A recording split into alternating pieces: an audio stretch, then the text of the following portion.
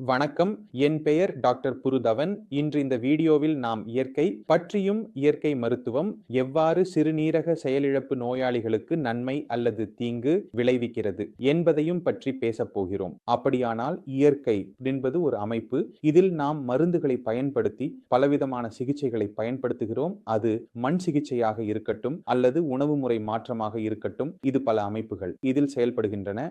இப்போதைக்கு நாங்க நோயாளியை பார்க்கும்போது அவர் டாக்டர் சார் நான் ஒரு சிகிச்சை எடுத்தேன் அப்படின்னு சொல்றாரு. அப்போது நாங்கள் அவரிடம் நீங்கள் என்ன பண்ணீங்கள், அவர்கள் என்ன செய்தார்கள் என்று கேட்கிறோம். அப்போது ஒரு பொதுவான பிரச்சனை நாம் காண்கிறோம். அதாவது நோயாளியின் தானியம், அதாவது கோதுமை மற்றும் அரிசி முற்றிலும் நிறுத்தப்படுகின்றன.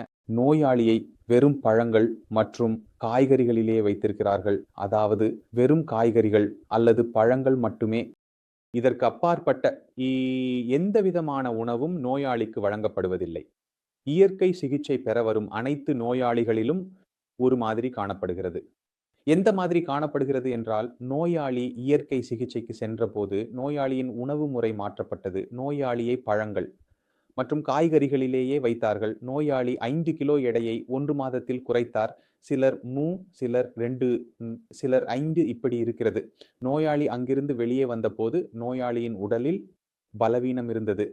கிரேட்டினின் குறைந்திருந்தது.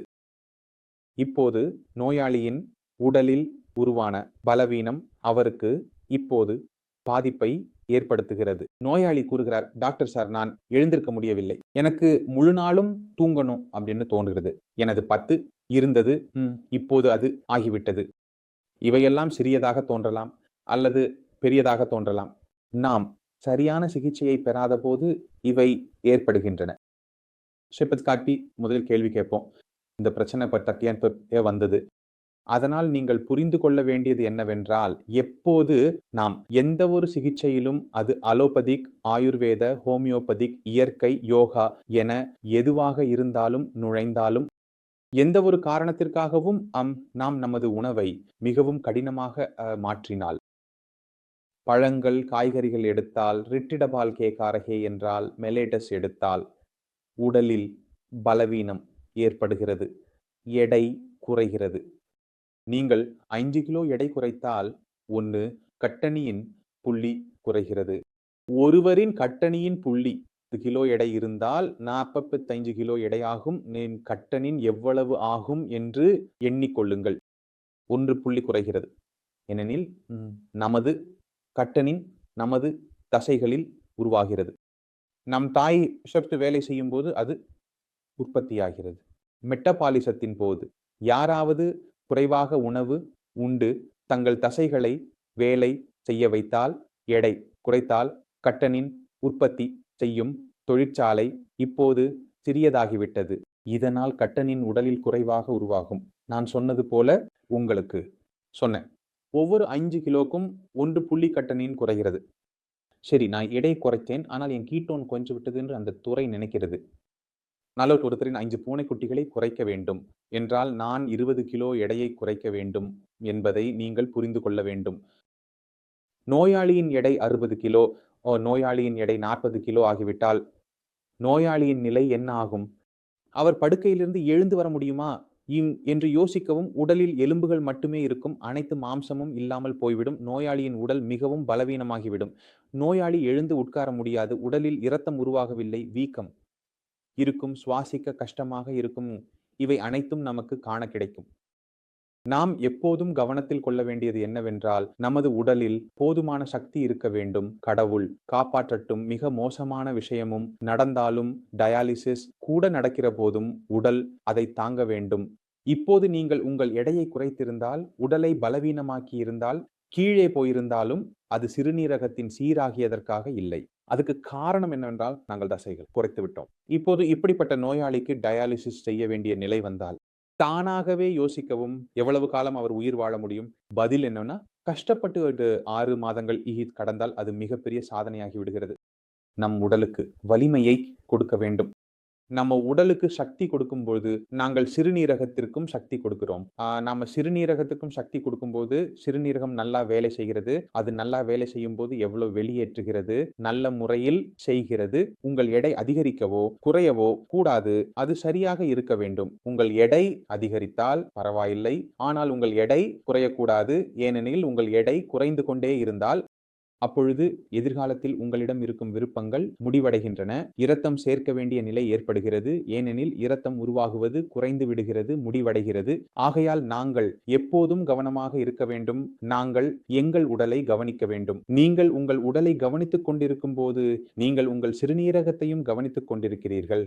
நீங்கள் சிறுநீரகத்தை கவனித்துக் கொண்டிருக்கும் போது சிறுநீரகம் முன்னதாகவே சிறப்பாக செயல்படும், கழிவுகளை வெளியேற்றும், அதன் செயல்திறனை அதிகரிக்கும், எடையை குறைப்பதல்ல. எந்த சிறுநீரக நோயாளியும் முதலில் செய்ய வேண்டியது வேலை செய்வதுதான். உங்கள் இரத்த அழுத்தம் மற்றும் சர்க்கரை அளவை கவனியுங்கள்.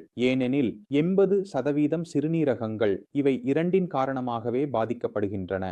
அல்லது அது இரத்த அழுத்தமாகும், அல்லது அது சர்க்கரையாகும். உங்கள் இரத்த அழுத்தம் அதிகமாக இருந்தால், உங்கள் சர்க்கரை அளவு அதிகமாக இருந்தால், நீங்கள் எந்த மருத்துவ முறையையும் பயன்படுத்தினாலும் உங்கள் சிறுநீரகம் பாதிக்கப்படுவதையே தொடரும். ஏனெனில் சிறுநீரகம் தினமும் இரத்த அழுத்தத்தை எதிர்கொள்கிறது, தினமும் சர்க்கரையை எதிர்கொள்கிறது மற்றும் தினமும் சிறிது சிறிதாக ஏற்படும் சேதம் சேர்ந்து பெரியதாகி விடுகிறது.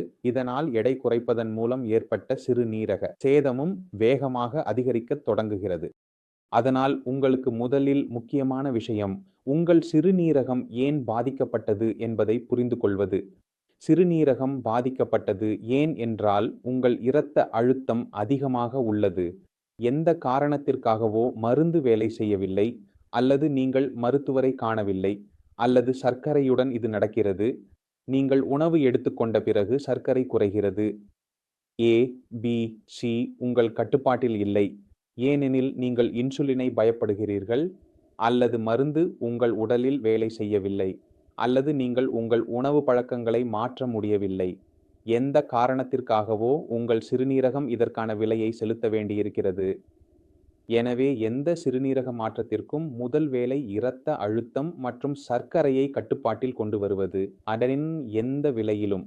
இரண்டாவது என்னவென்றால் நீங்கள் உங்கள் சிறுநீரகத்தில் வேலை செய்ய வேண்டும். சிறுநீரகத்திற்கு வலிமை கொடுக்க வேண்டும். சிறுநீரகம் அதன் செயல்பாடுகளை அதிகரிக்க வேண்டும். கிரியேட்டினை மற்றும் யூரியாவை வெளியேற்ற வேண்டும். GFR அதிகரிக்க வேண்டும். கிரியேட்டினை குறைக்க வேண்டும். இந்த 2 விஷயங்கள் நடக்கத் தொடங்கும் போது அறிக்கைகள் மாறுகின்றன. நோயாளி மிகவும் மகிழ்ச்சியாக தொடங்குகிறார். இப்போது நான் சில அறிக்கைகளை பார்க்க விரும்புகிறேன்.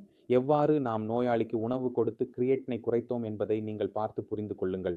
சிறுநீரக நோயின் மூல காரணத்தில் நாம் வேலை செய்யும் போது, அதாவது இரத்த அழுத்தம் மற்றும் சர்க்கரையில் முறையாக வேலை செய்து அதை 24 மணி நேரமும் கட்டுப்பாட்டில் வைத்திருக்கும் போது நமக்கு மிகவும் கவர்ச்சிகரமான முடிவுகள் கிடைக்கின்றன.